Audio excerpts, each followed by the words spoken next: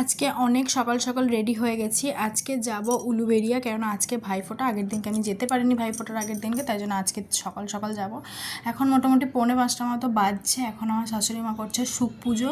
এক একজনের বাড়িতে এক এক রকমের নিয়ম থাকে, তো আমাদের বাড়িতে এত ভোরবেলাই করতে হয়। আশা করছি সবার বাড়িতেই ভোরবেলাই করতে হয়। এখানে মা সবাইকে সুখের প্রদীপের তাপ দিয়ে দিচ্ছে, ধান দুব্বো দিয়ে আশীর্বাদ করতে হয়, সেটাও করলো। এবং একটা হলুদ টিকা লাগাতে হয়, যেটা কিনা আমার শাশুড়ি মা লাগিয়ে দেবে আমাকে। তো দেখো এখানে বেশ মজাই হলো। সুখ পুজোটা আমাদের বাড়িতে মানে বাপের বাড়িতে একরকম হয়, এখানে অন্যরকম দেখলাম, বেশ ভালোই লাগলো। তো এবার যাবো স্নান করতে। এখন দেখো মোটামুটি সকাল হচ্ছে এরকম একটা ব্যাপার, জাস্ট আলোটা ফুটেছে। তো দেখো এখন 5:30 মতো বাজছে, আমি স্নান টান করে পুরো রেডি, এবার বেরোবো। তো দেখো এখন 6:30 মতো বাজতে যাচ্ছে। তো এখন বেরিয়ে পড়বো আমরা সবাই, মানে আমি আমার বর যাচ্ছি উলুবেড়িয়া। দেখো প্যান্ডেলের কাজটা পুরো ফাঁকা ফাঁকা লাগছে একদম, মানে আগের দিনটা রাত্রে ফাংশন হয়েছিল, এত ভোরবেলা আর কে লোক থাকবে বলো। তো তারপর এখানে হাঁটতে হাঁটতে মন্দিরের সামনে চলে এসেছে। দেখছি মন্দিরের গেট এখনও পর্যন্ত খোলা হয়নি এবং মন্দিরটা পুরোপুরি ফাঁকা ফাঁকা লাগছে, বেশ ভালোই লাগছে দেখতে। এখানে একটা ছোট্ট ঠাকুরের মানে মা কালীর মূর্তিও আঁকা ছিল। তারপরে অনেকক্ষণ ওয়েট করার পর একটা টোটো পেলাম, টোটোতে করে সোজা এলাম শহীদ মাতঙ্গিনী স্টেশন। এখানে দেখো এখনও একটুখানি কুয়াশা কুয়াশা ব্যাপার আছে, সূর্যটা জাস্ট উঠছে এরকম একটা ব্যাপার। তো বর আর আমি এখানে বসে বসে ওয়েট করছি ট্রেন আসার জন্য। স্টেশনটা কিন্তু বেশ ফাঁকা ফাঁকা ছিল, এতটা ফাঁকা হয় না, মানে ন্যাচারালি আমি যখন যাই হয় না। আজকে বেশ অনেকটা ফাঁকা ছিল, অনেকটা ওয়েট করার পর ট্রেনটা এলো।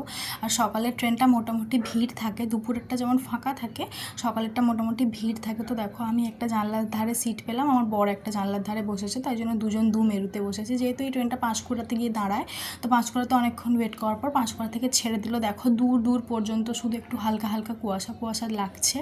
তারপরে চলে এসেছি উলুবেড়িয়া স্টেশনে নেমে, ওখান থেকে একটুখানি মিষ্টি কিনে নিয়ে আমরা টোটো করে চলে এসেছি বাড়িতে। এবার হবে ভাইফোঁটার রিচুয়ালস। এখানে ভাইফোঁটাতে দাদারা ভাইরা সবাই বসে পড়েছে। এবার আমি সবাইকে ফোঁটা দিয়ে দেবো। ফোঁটাটা দিয়ে দেওয়ার পর মিষ্টি খাইয়ে নিচ্ছি সবাইকে। তো দেখো বেশ মজা হচ্ছিল ভাইফোঁটার দিনকে, দারুণ লাগছিল। অত সকালবেলা এসেছি, বেশ ভালো লাগছিলো। সবাই ঘুম থেকে ওঠার আগে আমি চলে এসেছি। এখানে দেখো আমার মেজদা পুরো একটা শনপাপড়ি খেয়ে নিল। এখানে ছোট ভাইদেরকে আমি একটুখানি আশীর্বাদ করে নিচ্ছি, যাতে ওরা ভালো থাকে সুস্থ থাকে।